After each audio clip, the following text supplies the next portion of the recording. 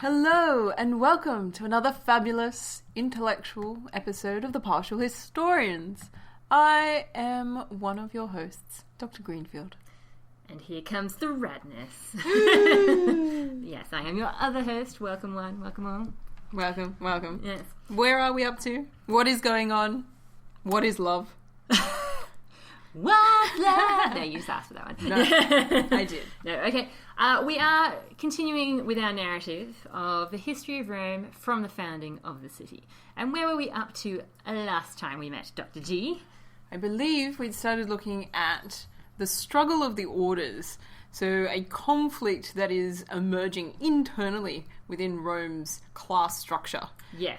Between the patricians, the traditional wealthy aristocracy, yes, who co-opt most of the power for themselves, yeah, and the plebeians, what would be equivalent to, I suppose, to a bit of our working class, the people who work the farms, make the armies by being in them. Yep. Yeah, and as we talked about last time, just to give a bit of background for those of you who may be joining us for the first time, one of the things we're going to be sort of looking at, I suppose, a little bit is the lack of certain knowledge about who the patricians actually were, and who the plebeians actually were. By contrast, like, we definitely know that these must have been obviously two groups that were quite important in terms of the way the society was set up. But we don't really know the background of the patricians. You know, some scholars argue that the patricians are a group of people who come to dominate politics after the fall of the monarchy. Okay, whereas for other people, they are, you know, the original clans, the original people who were chosen to be advisors to the king, and, you know, therefore were original members of, like, the early Senate, I suppose. Okay, so there's a lot of debate about, you know, who these patricians actually are, how they come to dominate political life so much, because it does seem as though, as you say, they are the aristocracy, and they seem to have a monopoly on a lot of political offices, religious officers. They certainly have the right to wear some fancy shoes. Shoes? That would make me angry. I want fancy shoes. Exactly. What fancy shoes? How do I not know this detail of history? They do. They actually have the right to wear fancier shoes than everybody else. If you're happy. Well, you do have to be able to spot them out in a crowd, exactly, I suppose. Yeah. So yes, all these kinds of things make the plebeians steaming mad, bitter and jealous. Exactly. Yeah, rightly so. I want fancy shoes too. Yeah, I believe it's called the Calcius Patricius. Patricius. I mean, of course it is. Yes, exactly. Well, fair enough. Yeah. Well, like, the trouble with this sort of thing is that because Roman historiography doesn't really come into its full extent until we get into the late Republic. Exactly. So around about 100 BC onwards. Yeah. What we know about early Rome is conjecture. Absolutely. For the most part, created through the oral histories and an understanding of those oral histories and written down, but obviously it's open to debate. Yeah, and your main source is Dionysius of Halicarnassus. Mine is Livy. Sorry, I was just choking on my... Yeah. Why? Just choking. I mean, just because he's a Greek. Nah, I'm just kidding. Mine is Livy, but both of these sources, as we've talked about previously, see other podcasts, both of them are being written around the turning point from late Republic to early Principate or early Empire, and therefore it's highly possible that they are writing the history of this period through the lens of their own time. And therefore, perhaps, you know, it seems as though some scholars have suggested that they overemphasize the importance of the Senate at this point in time, you know, for early Rome, and that sort of thing. Yes. Which obviously has some bearing on the idea that, you know, are you a patrician because you're a senator, or do you become a patrician when you become a senator? We don't really know what the relationship is, and so it is a lot of conjecture at this point in time. Yeah. There is some challenges, because as far as we can tell, the patrician class is more like an ethnic group rather than it is a political force. Like, there's not a direct overlap between political roles and their family position. Having said that, it seems to be the case, very clearly so, that all the available political positions just happen to be inhabited by people who are also patricians. You don't say. No way, bro. And at this particular... Those fancy shoes yeah, exactly. walk the corridors of power. These boots are made for walking. Yeah, and that's just it. And as far as we can tell, using these histories, which, as we said, you know, like, who knows exactly how accurate representation they are, but there certainly are particular clan names which are associated with, you know, being patrician clans, like the Claudii. We talked about Appius Very Claudius. old patrician family. Yeah, and, you know, and they seem to have Sabine origins. And then you've got people like the Valerii, who we talked about a little bit, you know, a few podcasts. Oh, actually, probably more than a few podcasts ago now. But these prominent families which keep coming up again and again. The Julii, who, you know, which will one day become quite famous. Quite famous, not ridiculous. You know, I mean, people will be like, oh, yeah, those guys. Yeah, like the Julii, whatever. Yeah. So there do seem to be particular patrician clans. But yes. Again, how, you know, what that actually really means? It seems pretty clear that Rome is operating on a family structure. Broad clans are dictating power. Yeah. And particularly in the absence now of a king, any sort of monarch. Well, because interestingly, I think as we pointed out when we talked about the regal period, which actually isn't all that long ago, even though it's many podcasts ago, it's actually only about 15 years ago when you think about it. But yeah, basically, as far as we can tell, the kings themselves were not patricians. Oh, yeah. Really? Well, not necessarily, obviously. I mean, like a couple Etruscan outsiders. A couple of them weren't, but, you know, a few of them were. But it doesn't seem to have been a prerequisite. So, you know, just in terms of talking about, like, dominating political office. Yes, you could just choose the best candidate to be your successor. Yeah. And we've seen examples of that. Yeah. So, anyway, so that's just giving you a bit of background as to who these classes actually are. Yeah, look, I think I like to think of the patricians as kind of like, you know, a mafia group that Me too. now that I know it's Italian, I can't help myself. But keep it in the family.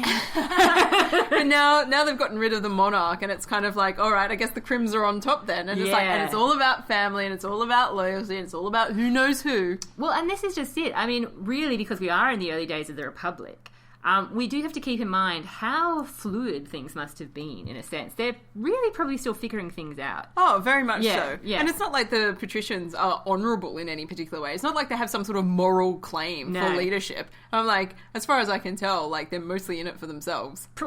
I completely power agree with corrupts. And absolute power corrupts. Absolutely. Yes.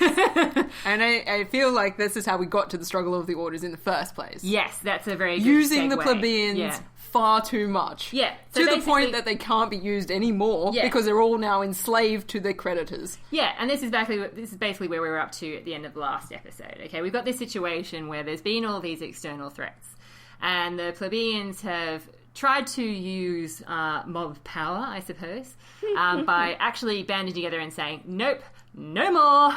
You pushed us to the brink, and congratulations, we're broken. You win. Yeah. And so the consuls have had to do some tap dancing, essentially, particularly one Servilius. Oh, man, what a dude. Yeah. So charismatic. Man of the people. Look, you know, like, set me up on a date, please. And basically, in opposition to his colleague, who is Appius Claudius, and who's much more conservative and much more, let's not give them anything that they want, Servilius has managed to persuade the plebeians to help out with the external threats that Rome was facing, saying, look, guys, we'll totes deal with these issues. I want to talk more about your feelings. But just after we've kicked ass, you know, not have our city burnt to the ground, that kind of stuff. We'll hug later, guys. Exactly. Now's not a good time. And the plebeians, after he made them some promises, basically saying that, you know, no one's going to be enslaved if you fight in the war, yada yada. The plebeians have got on board. They've fought. They're feeling a little bit happier. One final hurrah. Yeah, they're feeling a little bit happier. However, finally, there are no more external threats to distract them. Not for now, yes. Yeah, not for now, not for now. Just right at this point in time, there are no people trying to tear down Rome force. It is now around about 493/492 BCE. Yep. The consuls for this year, according to the Fasti. Yeah. Or not, because the Fasti is a bit incomplete. Yeah. Aulus Virginius Calimomontanus. Wow. I know, I don't think I did that one correctly, but that's okay. Maybe either me. and Titus Veturius Geminus Okay. are the consuls for this year. Cool. Mm-hmm. Well, basically, in Livy's narrative, basically the plebeians turn around and say, "So, guys, what gives? We'd you know really that thing? Yeah, those promises that you made. Those promises, we'd really like you to fulfill them now. Follow through, man. Yeah. I'm just looking for a little bit of follow through. I just want some sense of your competency. Yeah, and see, I feel like Livy is still talking about Appius Claudius, you see. Basically talking about how Appius Claudius immediately returns to his old ways. In that I don't think he ever left his old ways. No. Oh, Livy, He didn't, but you're funny. I think he basically put them on pause. I suppose. Yeah, and basically, as you said, there seems to have been really built up this total rivalry between Servilius as being a man of the people and Appius Claudius being a man for the patricians or the upper classes. And basically Appius Claudius immediately starts making sure arrests for debt are being carried out. Oh, great! Thanks, man. Yeah, because he's still talking about this as being these guys are still the consuls. We haven't moved on in Livy. Oh, okay. Yeah. And so, of course, the people... It's time to move on. Oh, yeah, no, keep going. Yeah, and basically the people turn around and make appeals to Servilius. They're like, hey, man, I thought you said that this wasn't going to happen. You're on our side, so... Yeah, and Servilius basically doesn't actually really know which way to turn, Dr. Oh, G. really? That's quite interesting. Fascinating. Yeah, he basically, in my account, he refuses to get involved. And as a result... You know, it's that old... That doesn't seem like the Servilius I know. Well, it's the Servilius that Livy knows, let me tell you. And it's much like the old saying, in trying to please everybody, he pleased no one. Because he has made a lot of patrician enemies at this point, so he's probably trying to juggle a little bit of the politics. That's just it. The patricians are upset that he's not, just getting in there and helping out Claudius. And the plebeians are, quite understandably, I think... We're also upset. Yeah, dude, you had our backs. Exactly. We had that triumph for you. Yeah. And so Servilius ends up becoming just as unpopular as Appius Claudius, apparently. Ooh. Yeah. Oh, look, send him to me. I'll hug him. Yeah. And basically... He tried. I think, in a sense, their rivalry is played out because they start fighting over the right to dedicate a temple to Mercury. Who's going to have the honours? Ooh, I don't know. It's all so exciting. And so the Senate have to say, look, guys, if you can't decide between the two of you, for heaven's sakes, we'll just put it to a vote. Okay? But the people vote for a centurion instead, as a deliberate slap in the face to the consuls, one Marcus Detorius.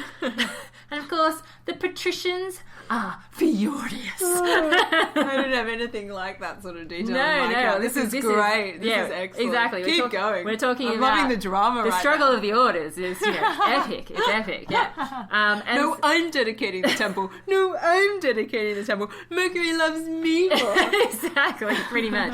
And so the plebeians again decide, look, guys, if we're going to defeat this whole thing, this whole debt bondage, we have to unite.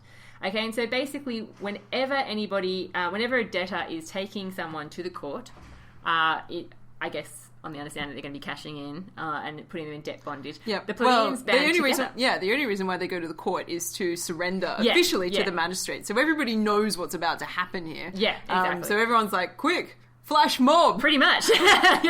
And so they band together and they're like, no, baby, no. And they basically stop... I suppose that no individual can be also held responsible, for intervening in this matter. No one can be prosecuted because there's just too many of them. So basically they're using their mob power to interfere with legislation. With exactly. Interfere with the process of governance. Yes. As it is. Yes, exactly. Nice. And Appius Claudius... The revolution! Yeah. Viva la revolution. Appius Claudius is getting increasingly worked up. I mean, just when you think his rage must be at fever pitch right now, it hasn't even got there yet. He's furious with Servilius. He feels like he is betraying the state by not backing up the Senate over this whole creditors issue. Yeah, basically. Wow. Yeah. That's a big call. It is, exactly. This is why they're both still consul? Yes. Incredible. Yeah, exactly. So things are really, really tense, okay? And he also feels that Servilius has betrayed the state by not refusing to, but again, kind of by absenting himself and not executing this decree of the Senate for levying troops. Oh, okay. Okay? And so there's a lot of tension here. And Appius decides, you know what? It's time to make my move. I've had it. I don't like this mob. This whole situation is getting out of hand. And so he makes the incredibly bold move of arresting the ringleader of the angry mob.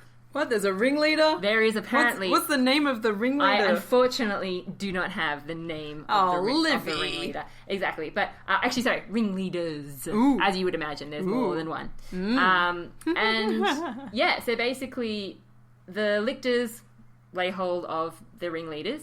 Okay, fair enough. And basically... The lictors are the ones with the fasces, the axes. Those dudes. The threatening ones. Yeah, they're allowed to threaten people. Yeah. That's their job. And basically he won't allow an appeal at first. Well, you know, if I was a plebeian right now, I'd get together the biggest flash mob I'd ever found. You would think, yeah. And just send upon this crowd of, like, no appeal court, whatever it is, and make my feelings known. Yeah, but it feels like the rest of the senators are feeling that Appius is maybe being a bit too bold here. Too unreasonable. Really? Yeah, and so basically Appius has to give in. So Servilius must be doing some talking on the side. You would think that behind the scenes he's working his magic. Because eventually Appius gives in. And this is not like Appius. He's generally a pretty obstinate guy. This would be the first time I've got a record of him giving in. Yeah, exactly. Yeah. So basically, apparently on the advice of colleagues, because, obviously the people are quite unhappy, he gives in over this whole appeal issue. But of course, this whole episode has just led to the growth of unhappiness within the state. It's not done anything really to calm everything down. Yeah. And this is to make it worse. Yeah, this is where I get up to the next consulship. Wow, okay. Of Aulus Virginius and Titus Vetusius. In my account. Yeah, I know. Vetusius. Oh, that's cute. Right, yeah. So sorry, continue on with your account. My account. Yeah. Well, I don't really have too much to add, really. I mean, I've got some things. So this is, according to Dionysius, this is when the Sabine stuff crops up. Okay. So we're slightly out of sync, in other words. Slightly out of sync. And they deal with that quite quickly. And then they must look inward. Right, yes. And Titus Larsius...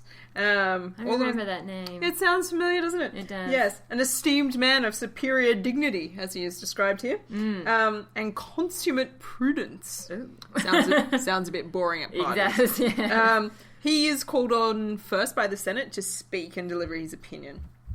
And he says, first of all is like, the situation inside Rome is terrible.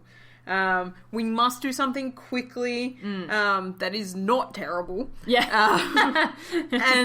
And we must act soon.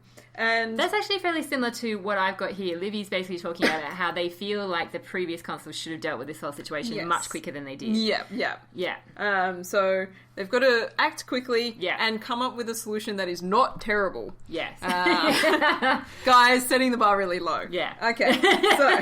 That's all we have to do. It's really important. Let's think of mediocre ideas. Yeah. Because our allies are calling upon us for our aid. Yes. And if we cannot send people to help them, our allies will start to turn into enemies. So this internal issue is going to affect our external relationships. Yeah, see, as well, the other thing that they sort of raise at this point in time is that they really feel like the levies, levying troops should be being enforced because they feel, and this is hilarious and such an upper class thing to say, that the plebeians must be feeling unhappy because they're idle. Not because they have any just cause to be upset, but because they're not doing their usual duties. Yeah. When they don't complain? When they're at war. Exactly. So, what they enjoy?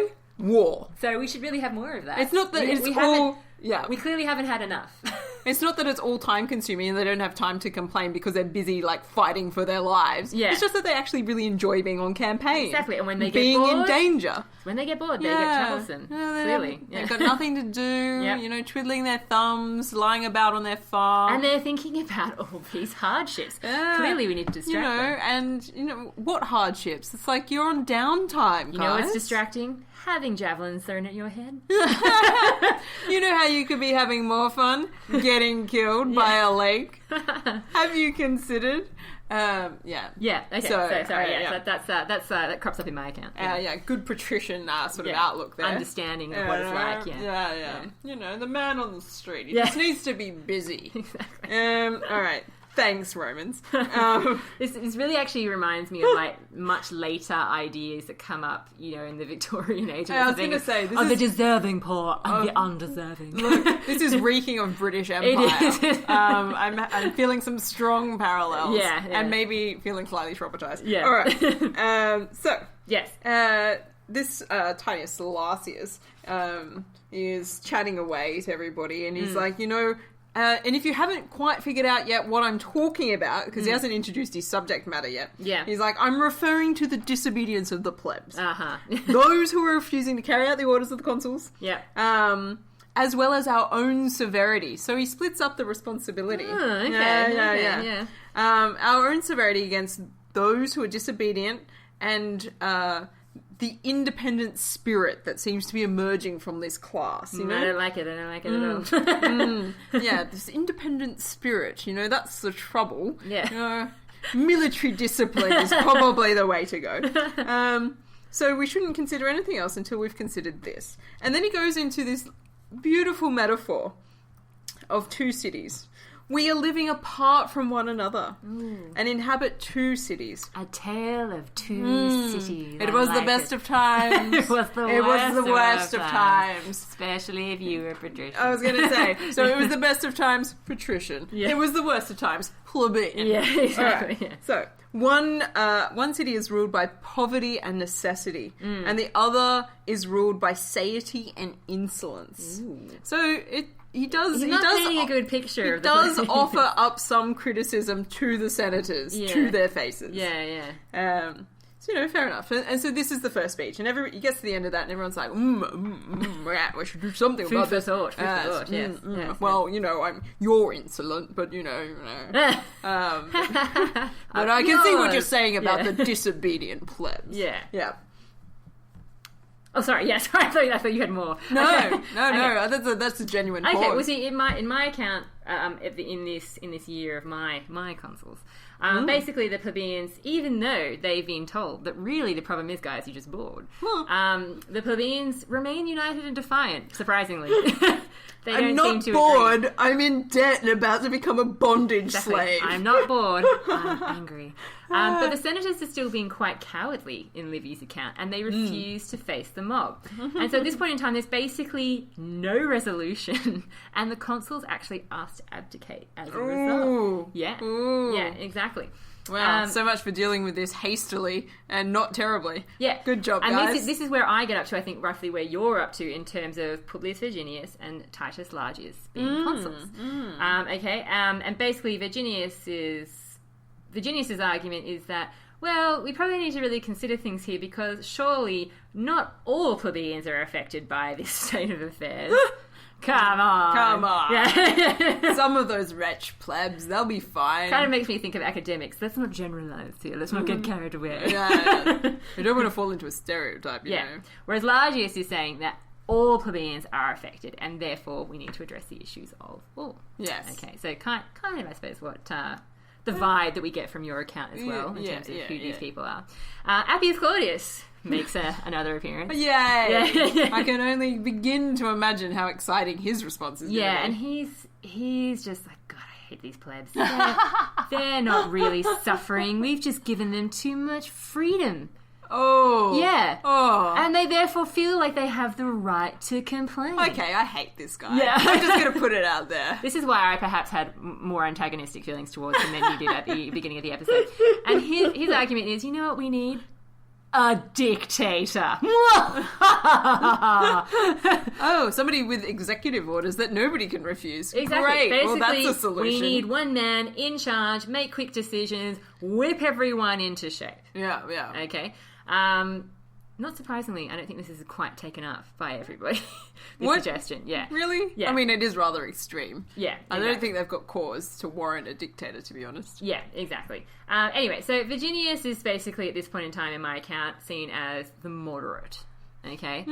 He's kind of, you know... I was going to say, so Publius Virginius has been described by Dionysius as a man devoted to the people. Yes, exactly, and I think that's just it. I think he's seen as being someone who is willing to hear the complaints of the people, but who I think the senators aren't necessarily, going to be working against him per se. Largius. Yes. Yes. He's basically seen as being, I think, a bit more extreme in his opinions. Okay, so we continue on, and nothing's really being done here. Okay, and so because of these factions, Appius now gets his way. Oh, really? Yeah, and he is very near being created a dictator. Oh, really? They're going to make him the dictator? That's he right. suggests it, and they're going to... Oh, dear. Yeah. Oh, so, no. as you The can horror. imagine, Everybody, plebeians, run for the Volsky. Yeah, that's You right. can become their slaves. Yeah. As luck would have it, it's funny you should mention external enemies, because it's at this point in time that it seems the Romans are facing a variety of enemies. Basically, the Volsky again. Okay, the Sabines and the I'm going to say the Aequians. Or the Aequians, maybe? Aequians. I like that. Okay. Yeah, sounds good. Yeah, and so basically they decide, you know what? Although we like this idea of dictator, I'm not sure if Appius Claudius is really the right one to go for here. He seems quite divisive, a divisive figure. Yes. yes. So we have this moment. So actually, I do have a little bit on this. So, Okay, yeah. So Appius proposes a dictator. Yeah. And apparently the young senators are quite on board with this. They're like, yeah, let's have a dictator. And when we say young, I mean the 40-year-olds or whatever. Yeah. And so everybody gets, there's a bit of uproar in the Senate. So the trouble is that it's pretty clear that the young senators are mostly interested in violence. Right. Young men feeling violent? What? Some things never change. Well, definitions of masculinity continue over time. Yes. So the other senators sort of get together, or the consuls, I should say, get together. Yeah. And they're like, no, just no. I mean, if we're going to have a dictator, just not Claudius. Yeah. They exclude him from contention, and instead they appoint Manius Valerius. Yes, I've got the same guy. Yeah, Manius Valerius. Yeah. So this is the brother, a brother of Publius Valerius, who was the first consul. Yeah, that guy. I think we did a special episode on him, didn't we? Maybe we did. Yeah. So anyway, so they choose a Valerii, Yep. a patrician. Uh-huh. Surprise. Yeah, and in my account, that's pretty much as you say, because the feeling is that although the plebeians totally see that a dictator is not in their interests, they are at least happy that because of the family connections. Yes, and also he's quite old, and since young has been posited as a parallel with violence by Dionysius in this passage, he takes old and sort of puts it with like sort of more calm, staid sort of affairs. Right, yeah. And they think that because he's old and more calm and probably less disposed to violence, that he'll be more inclined to deal with the plebeians gently. Yeah, that's exactly it. And because of his brother's law, that they have that privilege of appeal, they feel safe. They feel like they're in a safe space. Oh, thanks. Yeah, or a reasonably safe space. Yeah. So that's it. So it's probably good that although Appius technically got his way and that there is a dictator, good that it's not Appius himself, because God knows what would have happened. And it's at this point in time, basically, that the Aequians, is that what I said I'm going to go with? The Aequians decide to invade Latin territory. And the Romans know that they really want to... Wait a minute, an external threat. Yeah, the Romans know that they want to come to the aid of the Latins. They don't want the Latins to have to defend themselves because they think it's far too risky after everything that happened at that Lake Regillus. Oh, yeah. They know how sneaky... That battle, it's important, They know how sneaky those Latins can be, and they don't want them to be holding arms again. Too risky. So they know that they need to be the ones to defend the Latins here. Okay? And the Aequians are being very, very strategic. Ooh. Yeah, in that they're using the mountains as defensive methods to try and prolong the fight. Oh, that's a smart move. Oh, I know. Has anybody tried that before? The high ground? The high ground? You mean the high ground's been the thing that we've been looking for this entire time? Maybe that will defeat the Romans. Town. We've got 7 hills. Once we get on top of them, it's done. Yeah, and meanwhile, the other consul has to deal with the whole Volscian issue. Because, they apparently didn't get enough the last time. Okay, and he's determined, as you would be. Are they fighting a war on 2 fronts? Kind of, yeah. Well, I mean, it's not them that's being attacked. Obviously, in the other sense, it's their allies. You know? Oh, okay, all right. You know, so it's technically not them, but essentially they kind of are. But that's why I said there's a variety of external threats. Yeah, and so we get into this whole issue with the Volscians. Are you roughly sort of in that time zone? Do you have a Volscian conflict? Yeah, look, I mean, Dionysius spends a lot of time on speeches. Okay. I mean, this is where Book 6 gets really blown out. We probably don't need to because he wants to show off a lot of his rhetoric. Okay. But yes, I mean, we've got... I've got some things, some like mentions of the Aequians and Sabines joined together. Oh dear. Yeah, they ally themselves. Unity, never good. And when it's in the enemy, that is. The consuls leave the city. Yeah. Pitch their camps near each other.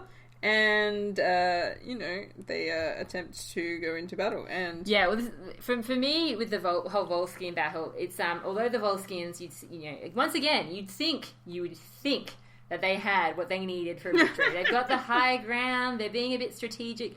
But then it seems that they're aware that they have an advantage of numbers. Mm-hmm. And so they just decide, you know what, let's just throw everything we've got at them. Whatevs. We're totally going to win them. So some of the issues that happen, just as a sideline, according to Dionysius, so the Romans go out to meet the Aequians and Sabines. Yeah. And the soldiers all come together. Right. And at the instigation of Sicinius Volutus, presumably a centurion. Yeah, like Volutus in there. That's nice.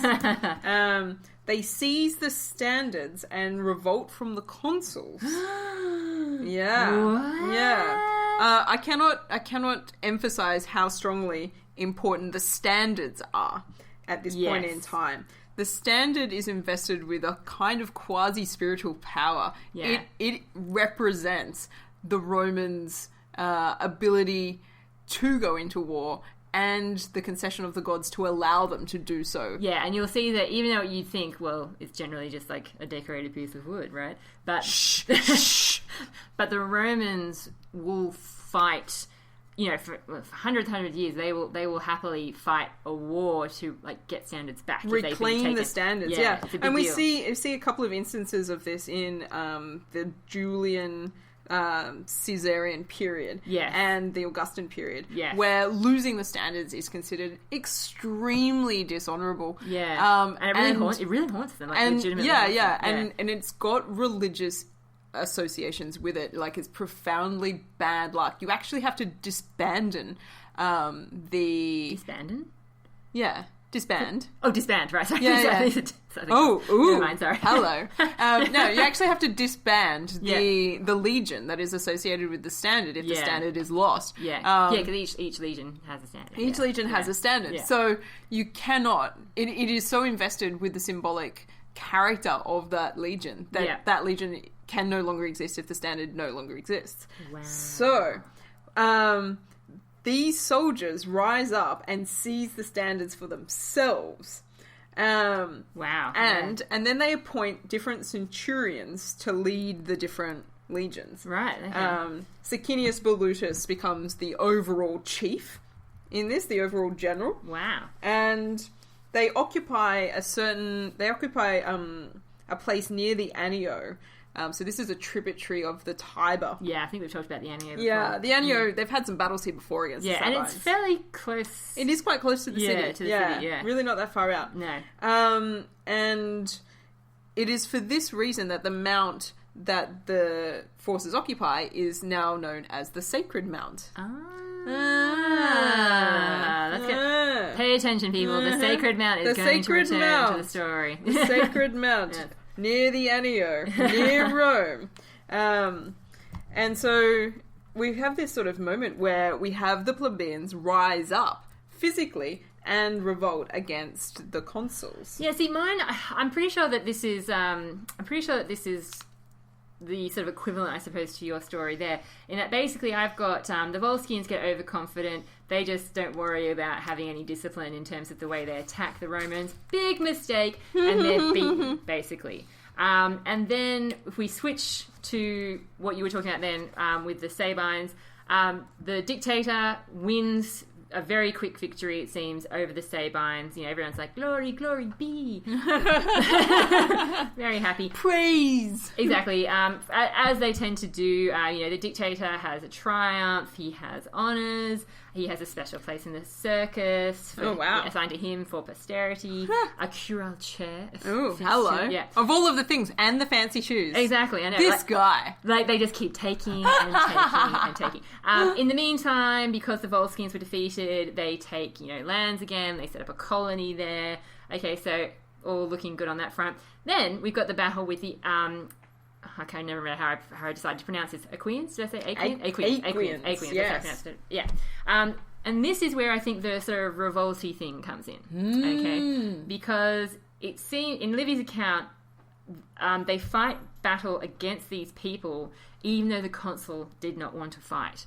His soldiers basically bully him. They're accusing him that of sort of stringing out the conflict. Fair enough. You know, sort of in his own interests, you know, so I suppose they don't have to go home and deal with their actual issues. Like, I feel like you're not hearing me. And so they basically bully him into fighting, but when he didn't want to fight. And because they were so bold, so courageous, victory is theirs. Oh, wow. Yeah. So even when everything goes wrong, everything goes right. Exactly. The Romans, Yeah. you know, So, as a nice sort of like rounding off moment for that sort of situation, Yeah. Dionysius gives us a speech from Sicinius. I know. Surprise, surprise. Yeah. And so like, yeah, so the consuls are like in disarray because like the centurions have taken over the armed forces Sure, as and you would be. rebelled and Yeah. like now occupying what they're calling Sacred Mount. How dare they? I know. But anyway, Mount. Sacred Mount. I'll Sacred Mount you. Yeah. Give me back my forces. Oh, wait a minute. If I had an army, damn it. Yeah. What I wouldn't do to you. All of the things. Oh, Yeah. fine. I'm going back to Rome. I'll see you there when you want to Mob return. power, damn it. You guys suck. Yeah, exactly. All right. So Sicinius speaks with the consuls in front of the troops. You know, there's this sort of a set to piece. And he's like, with what purpose, patricians, do you now recall those whom you have driven from their country and transformed from free men into slaves? Which is actually kind of literally It's kind of true. Yeah. Like he's not, it's not hyperbole, guys. Like, legit issues. Yeah, exactly. What assurances will you give us for the performance of those promises which you are convicted of having often broken already? Yeah. Yeah, truer words. The tension. I mean, it's actually kind of amazing that they're able to string out these problems. Because for me, basically, the Romans, they go home, you know, success, tick, tick, tick, enemies beaten. Yeah. We've managed to face down 3 different enemies and we're awesome. However, everyone's obviously still feeling the discontent. Oh, yeah. The patricians, the plebeians, the internal problems, they're not going away. So the dictator, of course, Valerius, he's trying to take care of this. He's trying to come to some sort of solution to their internal problems, but the Senate refuses to deal with the problem. Oh, really? Yeah. You can't get anything through the Senate. No, they're just like, you know what, we don't want to deal with this. We don't want to deal with this. Ostrich. Yeah, and so in my account, Valerius actually renounces the dictatorship. Oh, wow. Yeah, and as a result, the people are, of course, thrilled to bits with him. And they attend him as he retired to his house with approbation and applause. Oh. Yeah, so he gets to keep his good associations. Yeah, so that's what's happening in my account at this point in time. Okay. Yeah. Yeah. So we have this moment where what's his name? Sicinius. Yeah. Yeah. You know, there's lots of eyes in there. Guy, yeah. You know, Balutus. The speech guy. He's giving his speech. Yeah. And he's like, and he concludes with this. He's like, but since you desire to have sole possession of the city, return thither, undisturbed by the poor and humble. Ooh. As for us, we shall be content to regard as our country any land whatever it be, in which we may enjoy our liberty. Wow. Like, we're kind of going to stay here and maybe wander off and find a new place to live. Okay, yeah, see, this is still building in my account. So basically, because there is no external threat, the Senate's getting increasingly nervous. Oh. And they try and actually invent a pretext for war to keep the people busy, but they don't fall for it this time. They've fallen for that too many times. And this is where Sicinius comes in. Okay, and it says, basically, Livy says that because on the advice of Sicinius, no big speech, he says we should withdraw to the Sacred Mount. And this is what is known as the First Secession. This is the moment. This is the First Secession. Yeah, where you kind of think of it, I suppose, in terms of like the American Civil War. They're basically saying we are withdrawing as being part of this state. We are no longer part of this state. We secede from this state. Yeah, I don't want to be a part of whatever this is anymore. Exactly. And you cannot make me because I'm walking away. Yeah, and this is a less violent option than what some of the plebeians have been throwing around in my account. They've been talking about putting the consuls to death and stuff. Yeah. Well, apparently, according to Dionysius, when news of Bolutus's speech gets back to the city, the whole city goes into an uproar. Yeah. There was a great tumult and lamentation and running through the streets. Yeah, and so the plebeians in the city begin to evacuate. They're like, yeah, I'm going. Yeah. I'm going with those guys. I'm heading for Sacred Mount. Let's blow this popsicle stand. Yeah. Sacred Mount sounds so much more appealing. Let's blow this thing and find a new home. Yeah. So the patricians try to dissuade them out of this. Because there's a lot of fear, obviously, caused by this. And surprise, surprise, the plebeians refuse to obey. Nice. Yet again. Finally, they've learnt their lesson. Yeah. The gates get clogged with crowds of people trying to get out. Wow. Yeah, and the guards that have been appointed to look after the gates aren't able to resist these crowds any further. And they're forced to desert their posts, and the populace rush out. And the commotion resembles the capture of a city. Wow. Well, because I mean, even for those plebeians who maybe weren't maybe initially planning to, say, leave the city, in my account anyway, they're kind of scared to stay because they're worried that the patricians are going to take out any ill feeling on them if they stay. Yeah. So they kind of feel like they have to go. Even if they weren't necessarily intending to. But yeah, it's kind of some people are like, yeah, let's go. And other people saying, I guess we should go because we're plebeians and we could be in danger here. Well, it's really quite interesting because it's like they're a little bit directionless as well. And it's like, according to Dionysius, they take the necessary provisions from the fields that lay near them. So they leave the city and basically pillage the city. Yeah. To be fair, they're pillaging their own fields. Yeah, that's what I was going to say. And they're about to leave. Yeah. So they're kind of like, I'm going to my farm, taking all of my food and going on my way. Yeah. So anyway, but it sort of resembles like the attack of a city. But once they do that, they all just start milling about sort of in the countryside. Pretty directionless. Yeah. Being like, well, now what do we do? I mean, I could just live on my farm, I suppose. Yeah. I mean, the patricians aren't here right now. Yes, I mean, they're over there in the city. And it's like, and as long as they don't come and talk to me here, this is like a succession. Yeah. I've seceded already, haven't I? It's done. It's a done deal. So they're not really, because it's so off the cusp and it's come at a sort of a precipice moment, like any moment of revolution, nobody's prepared. No, and there is no plan. That's right. And they're just sort of milling about in the countryside being like, well, now what? Yeah, well, I mean, in my account, they do fortify their camp with a rampart and a trench.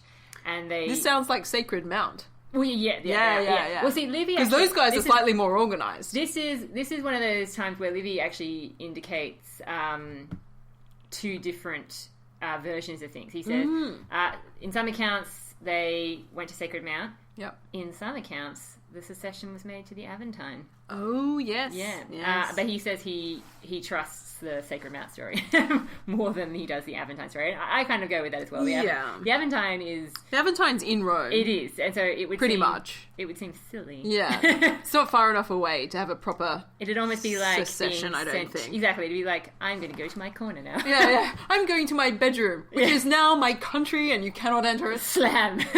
Yeah. Not far enough. Yeah. So basically, and in my account, the senators are obviously, of course... Sorry, it's not the senators. The senators, but also the patricians more generally. They are very keen to restore domestic peace at any cost. They're finally... This the patricians realise, well, they're in a very vulnerable position now. Exactly, it's like, like Rome has enough enemies that it's just not going to be able to withstand anybody if they don't have the plebeians. Yeah, and this is kind of an interesting... thing, which I don't know if Dionysius mentions it or not, but they say that they decide to send out sort of an ambassador to the plebeians, one Menenius Agrippa, who they choose because he's apparently quite eloquent, but also because they feel he would be acceptable to the plebeians because he had originally been one of their body. Oh, now, really? That's curious. It is curious, isn't it? Because it kind of suggests... Because that kind of implies that there is an ability to shift, even in this very early period, between the patricians and the plebeian class. And there are, of course, academics who have raised this whole idea that actually offices and positions could be held by patrician or plebeians early on, and it's actually only after the monarchy falls and during this early part of this century that we have that closing of the patriciate, where gradually the patriciates actually take more power at this point in time, and that's actually what's kind of the struggle of the orders is initially about, the fact that they are actually becoming dominant now, and over the next little while. So because that kind of, it's exactly that kind of statement which seems to imply that there is the possibility of movement or something. Because Menenius Agrippa was consul in 503. Get out of town. No. Well, there you go. But then, of course, that also could raise the possibility that you become a patrician when you become part of the Senate. Yes. Maybe. But as I say, it's all very up in the air. There's no way we can say one way or the other what this means. I could be reading far too much into it. No. Yeah. And it's Agrippa decides to tell the plebeians a story. A fable, if you will. Now, should I save this fable for next time, Dr. G? Yeah, let's save that fable for next time. Tune in next time, listeners, for Agrippa's famous fables to the plebeians on the